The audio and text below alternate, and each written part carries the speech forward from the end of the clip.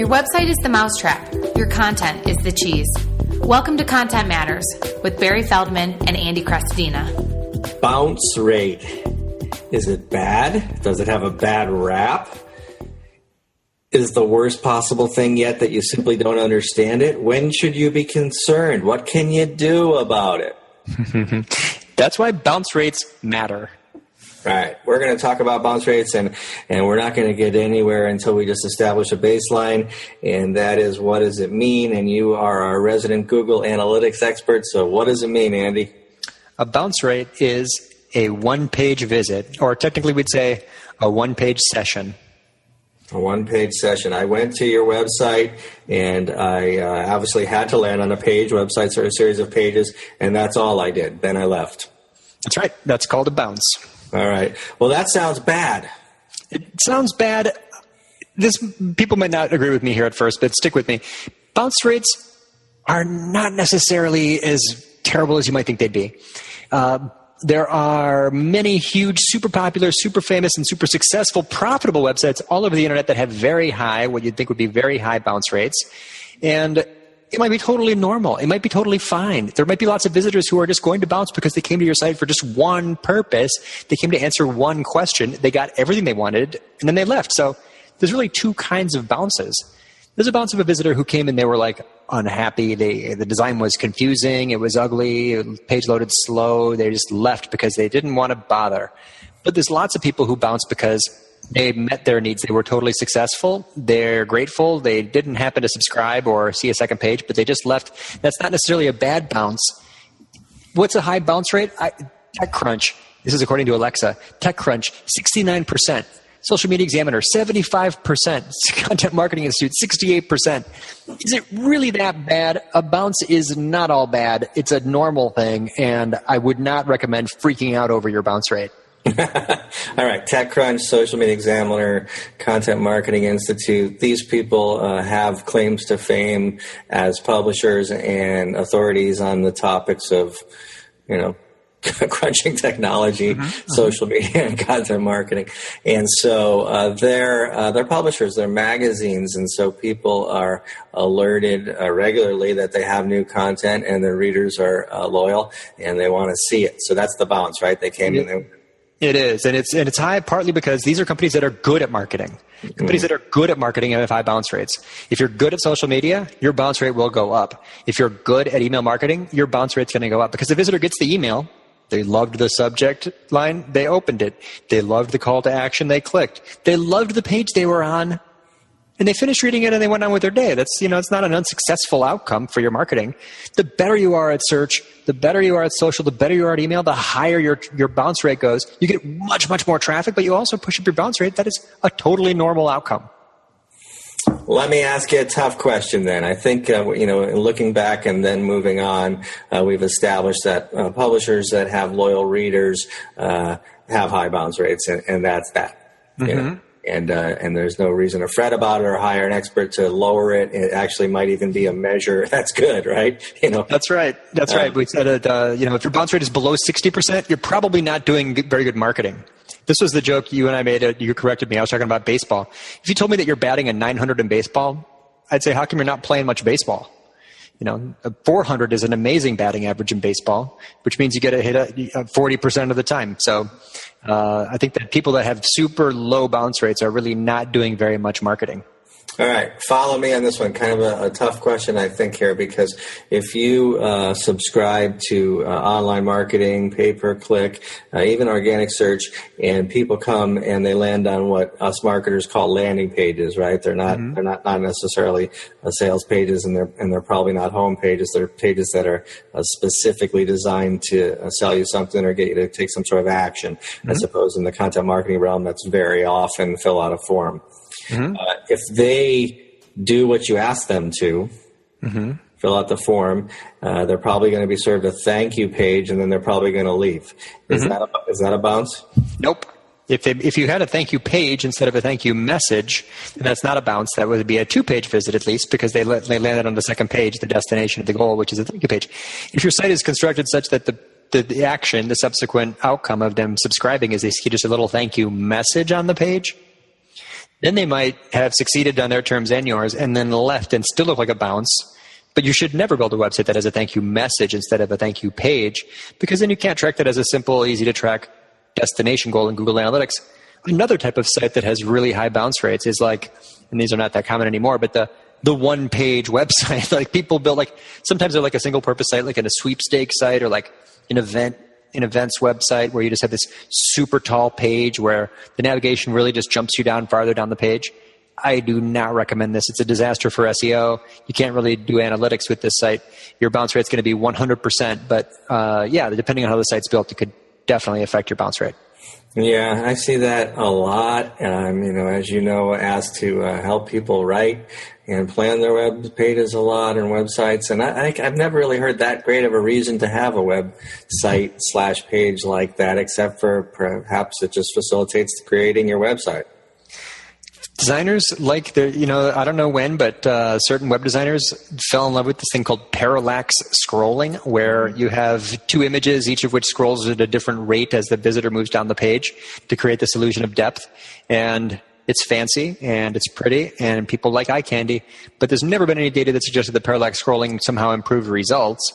You don't have to have, parallax scrolling doesn't necessarily mean like a one-page website, or it doesn't necessarily mean that you've got like a responsive or non-responsive website. But people who built the one-page super tall website that doesn't have any interior navigation or a second URL, disaster for marketing, and of course pushes your bounce rate to exactly 100%. All right, let's talk about SEO. You know a thing or two about that, and I know a thing or two about that, and I think this bounce rate mystery as to whether it's bad or or good or you should be indifferent confuses people there, because we know, and most people know, that Google makes its decisions about rankings on a long list of things.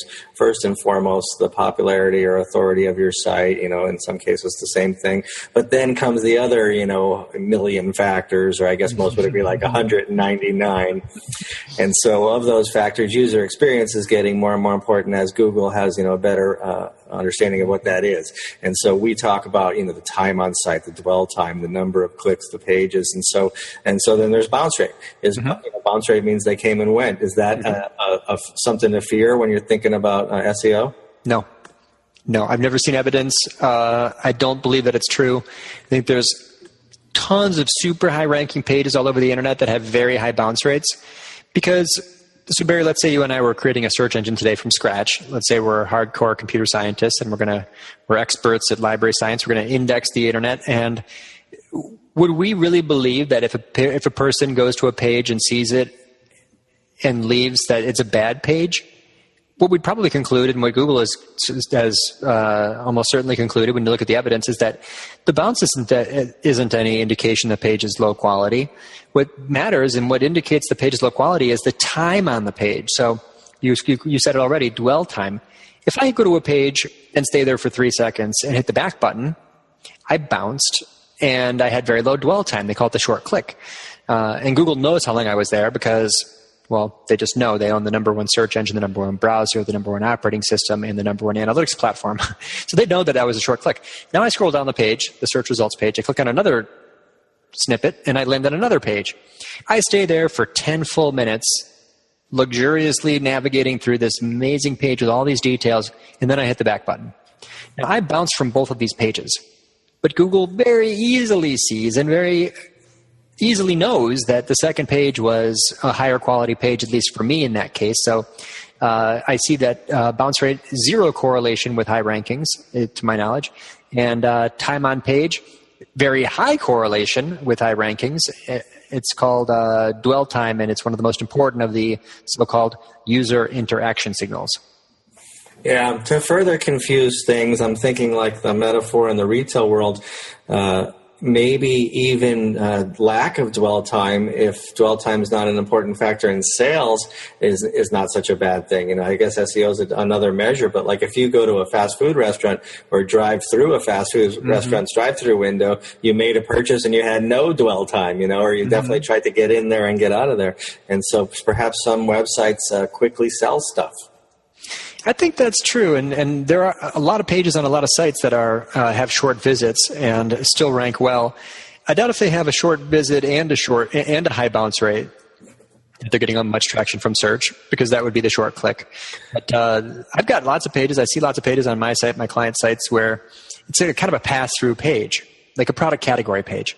You sell wagons. Your page about wagons ranks for the phrase wagons. But as soon as someone gets there, they choose the red wagon or the blue wagon, and they move on. So that would be a page with maybe a low dwell time, but also low bounce rate.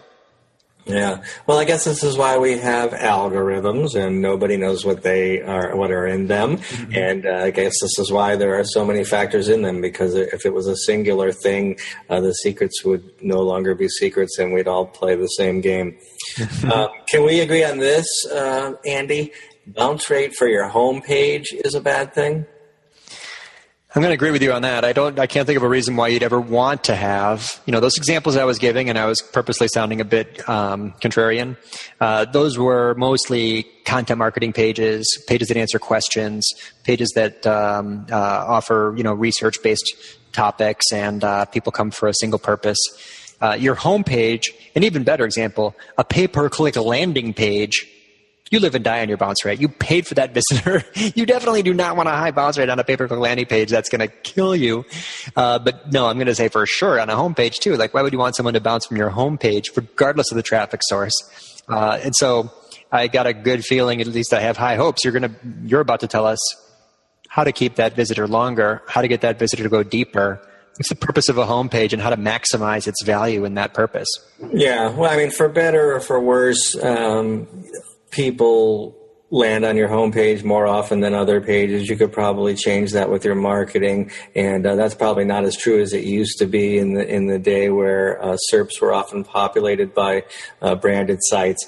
But you do promote your homepage everywhere in traditional media and on your business cards and and in your email, and so there's going to be your traffic to your homepage is probably going to outrank any other page, and so as long as we agree that's a bad thing, your job is to reduce bounce there. Mm-hmm. And you look at that number and you go, okay, those are the people that left without clicking anything. And if they left without clicking anything, we've already established they did not fill out a form that resulted in a thank you, and they did not read or keep going, and therefore chances are they did not buy. There's not a lot of cash registers on home pages. So we want them to identify themselves and spend some time and learn and perhaps take some action such that we know who they are so that we can keep in touch with them. And so first and foremost, you have to connect what they just saw to what they're about to see, right? The keyword connection, if you want to get literal about it. Something that they saw is quickly reiterated on your homepage so that they feel like they're in the right place, right? Mm-hmm. If you're a man like you and I, and you walk into a woman's lingerie store, you look around, you go, oops, unless actually you're buying a present for a woman, right? So you're in the wrong place, and you want to find signals that you're in the right place. Maybe a better example would be walking into the wrong restroom. So words and pictures should quickly say, you're in the right place, you belong here. And then comes interesting observation. You and I might have talked about this because we were both at Conversion Conference together. Angie Schottmuller was talking about the goal of a homepage is to get people to segment themselves. Mm-hmm. A homepage is a little bit of a lobby, right? Like you said, blue wagons over here and the red wagons over here. If you sell underwear, the men's underwear is over here and the women's underwear is over there. Mm-hmm. So that's a function of a website, and certainly in the website design business, that a website very deliberately wants to say, here's directions, here's the paths you can take to get further into our website. So those are certainly two high-level tricks of the trade. Connecting people to where they were to where they are now and getting them to belong, and then two, getting them to move on to the path that's most appropriate for their journey. Now, I can't help it though, Barry. I want more. I want more of your knowledge on this. How do you get visitors to do that? I think you give them a reason to. I was just doing a copywriting review with a new client, and they kept talking about themselves. And they kept talking about their brands, and I kept saying, why? And the answers came, they came reluctantly, but they came, and the answers were about their visitors. They wanted their cars to go faster. They wanted their repairs to, it was a, auto parts distributor type of manufacturer distributor. They wanted the people that read the stuff to know that the way their car's equipped from the factory is going to give them average performance, and if they buy these parts, they're going to get better performance. So as I went, why, I extracted these answers from them. I got benefits. I got the answer to the famous WIIFM. Did I say that right? Mm-hmm. What's in it for me? Yeah, so it's the principles and tenets of copywriting that say, not only are you in the right place, we respect your time and we understand your pleasures and pains and what might have kept you up last night, and we want you to understand that we can help you solve that problem. So the next thing you're going to do is click here and watch this or read this or listen to this or download this or sign up for this. Yeah. And so, give people reasons to click through. Give people painfully obvious directions on how. That's another big problem. Yeah, I think that there's way too many homepages that just talk about the business rather than aligning with the interests of the audience. There's way too many web pages where the navigation is very generic, general terms instead of being specific to what that person is hoping to find. It's really common for people to have navigation, for example, that just says about, solutions, services, products, blog, contact, and you miss the opportunity to have your navigation actually tell people something about what you do. So a lot of companies could have much more descriptive labels in their navigation, which is a fast way to tell people they're in the right place and reduce your bounce rate. Mm-hmm. Yeah, I wrote a piece called How to Write a Homepage Headline That Gets the Job Done. So I'll point our listeners to that. And I ruthlessly picked on marketing automation companies. I pulled about 10 examples. And I did that because, the people that read my stuff are marketers. So these are brands that they largely would have heard of. And I was just shocked to see how poorly they composed their homepages because of how much work it was for me to figure out what their website's about. That's I've heard it said, write an article that only you could write.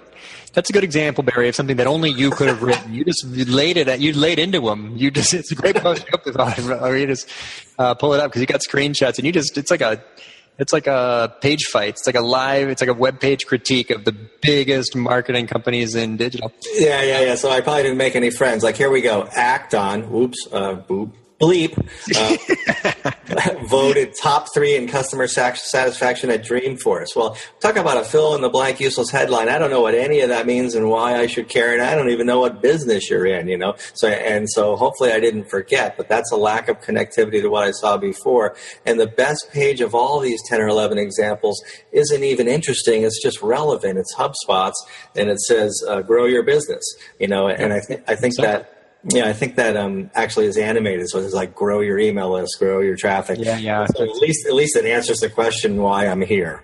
Yeah. Well, that brings us into our segment, which you can keep going on this in just a second, but we have to pause and announce our regular segment where we go into mousetraps and cheese.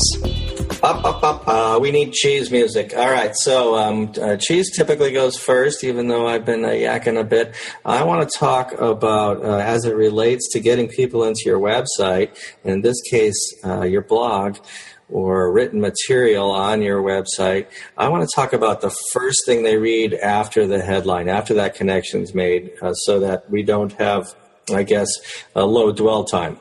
Mm-hmm. They haven't bounced, they came through, but they certainly are welcome to leave, and many do.